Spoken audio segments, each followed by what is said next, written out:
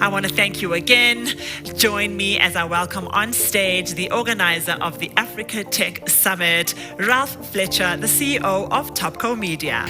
Good morning, everyone, and welcome back to day 2 of the Africa Tech Week Virtual Summit. I think what's clear to me is from yesterday that collaboration and sharing best practice is really essential, probably more now than ever. And I think we understand that this event is just the start of a conversation. So in essence, it's using technology to improve those business processes, become very efficient internally, to have a really good internal business culture, employee experience, and then definitely most important, a customer experience. And the Oxford Dictionary has settled on this definition, which is it's about a radical change to the way that your business operates, or a radical change to the way an existing industry performs. And this is the most important part due to a technological innovation. So I think there is a very good established ecosystem for entrepreneurs on the continent. The key part is knowing where in that ecosystem you need to go and have a conversation, and what type of investors you want to be reaching out to. I think what we've seen is that, as Natalie mentioned, that the continent has some unique challenges and unique problems, and we're seeing innovative entrepreneurs coming up with these solutions. So we're going to invest in our own to grow and nurture these solutions that do not only solve these problems, but also create jobs on the continent. And also, on the other hand, we are, as a European partner, we would be the gateway for African entrepreneurs to experience economies of scale for their products when it comes to the European market. Where maybe the infrastructure is limiting. We've already seen this on financial services, how smartphones and even feature phones have been utilized.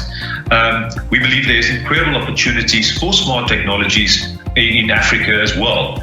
You can really improve your organization significantly by using what's actually given to you in the actual way of working.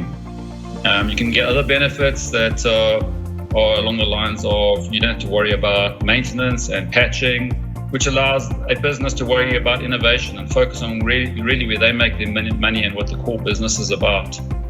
Some side effects may be things like you get a better energy footprint, but these are all amazing capabilities that the cloud brings.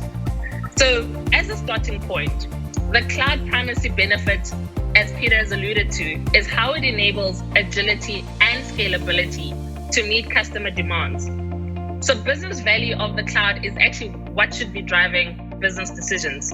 At all times, teams need to be making a trade-off between quality, cost, and speed to be able to serve the customer in the best ability that they can. Because for the fact that Africa has so much dynamic problems, and as well as dynamic needs, the solutions that we create are not a want, but a necessity and a need.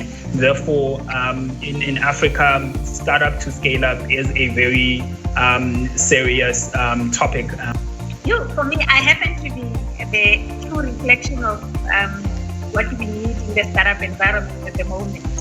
As you said, I'm the founder of Girl Hive, and we focus on teaching young girls and women on how to start tech companies.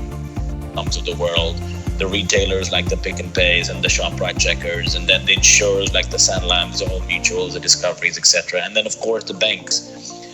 You can then achieve scale quite quickly. However, you have to be smart about it. You can't just go and ask them for favors. I mean, every transaction has to have a give and a take. So you've got to understand how can I sacrifice margins and share revenue, have licensing agreements, have JVs, have white label solutions where I partake off of the distribution and channel and access to market that large corporates provide. Now we're bringing this all together, and we're living in a space where we really have what we call a total experience. So we're now bringing together things such as customer experience, user experience, multi-experience, as well as other forms of experience to give our users what we call a total experience. And if you look at women in marginalized communities, rural areas and townships, the gap is even wider there. So my passion and every platform that I use is to actually advocate for those women, especially the ones in the marginalized communities, to actually be brought forward, because there's less information about the tech industry. It's still very seen as a male-dominated industry, and women, especially in those areas, are not even considering it. Men will recognize qualities in men. They'll be like, oh, that's a strong quality, that's an investable quality. And then women will have different qualities that have made them fantastic leaders, as we've seen in, female leaders in countries right now who are doing so well. But men won't necessarily recognize that strong qualities in a woman. And so I think that's why we need to have, women in this position, so they can recognize those qualities and be like, actually, it's not about doing anyone a favor, giving a leg up. It's about meritocracy. It's about the results. We need regulations and policies that support digital transformation. So take open banking, for example. Many innovators have struggled for a long time to get solutions off the ground. It was only until recently that South African banks have started embracing open banking.